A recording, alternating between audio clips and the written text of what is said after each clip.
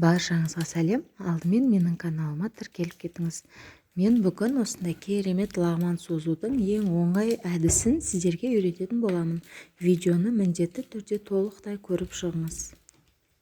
Жоғарыдағы менің инста парақшама да тіркеліп кетіңіз. Алдымен 350 мл суымызға 3 шай қасық тұзымызды салып, жақсылап араластырып алып, ұнымызды салып, көлеміне қарай осылай жұмсақ етіп қамыр илеп алатын боламыз. Одан кейін сол тақтайымызға немесе өзіңіз жаятын жеріңізге осылай майды жағып аламыз. Оның үстіне қамырымызды қойып, екі бетінде май толықтай тигізіп аламыз. Қамырдың бетіне де жағуға болады, бірақ ол көп болып кетуі мүмкін. Сол себепті осылай осы әдісті қолдансаңыз жақсы болады. Келесі қамырымызды толықтай біркелкі етіп ұсақ бөліктерге бөліп аламыз. Бұл енді лағман созу процесін басталады. Осылай қолдың көмегімен және де тақтайға қойып ұзындау еткізіп аламыз. Қамырымызды шетінен осылай ұзартып қоямыз. Бұл қамырдың барлығын істеп болып, екінші қайтара сол бірінші жасалған қамырларды созсаңыз, өте жұмсақ әрі тез созылатын болады. Міне көріп тұрғандарыңыздай мен екінші рет қайтара созып жатырмын. Бұл жерде оңайлау болып тұр. Екі ұшын кішкене саусақтың көмегімен созып жіберсеңіздер болады. Себебі ол қалыңдау болып қалуы мүмкін. Міне үшінші рет қайтара тағы да создым. Көріп тұрғандарыңыздай тартқан сайын өзі қанша көп тұрса, сонша тез жақсы созылатын болады. Осы формамызды осылай ыдысымызға майлап, шетінен осы спираль сияқты еткізіп салып, үстінен тағы да майлап аламыз.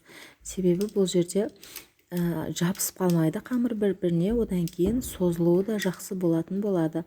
Осылай барлығын біртіндеп тізбектеп жинап, спираль тәрізді еткізіп, 10-15 минутқа немесе 20 минутқа да қалдырсаңыз болады. Бұл процесс қамырдың тез және де жақсы созылуына көмектеседі.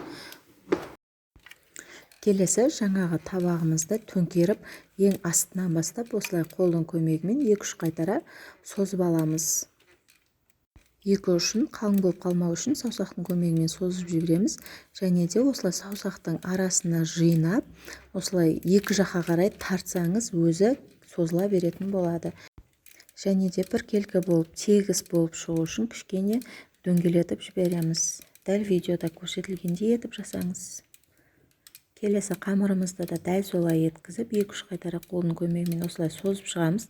Одан кейін бұны да, бұл қамырымызды да саусақтың арасына жинап, жаңағыдай тартатын боламыз екі жаққа қарай. Келесі қайнап тұрған суымызға дәміне қарай тұз салып, лағманымызды салып, үстінен осылай кішкене қозғап жіберсеңіз, лағманның арасы ашылып шығады. Лағманымыз толықтай судың бетіне көтеріліп шығады. Одан кейін 2-3 минут ұстап тұрып, лағманымызды сүзіп алып, мұздай суға салып аламыз. Мұздай суда 2-3 секунд ұстап, бөлек табағымызға салып алып, лағманның бетін кішкене толықтай еткізіп, майлап жібереміз.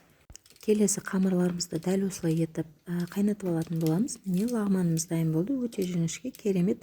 Дайындап көріңіздер, ас болсын.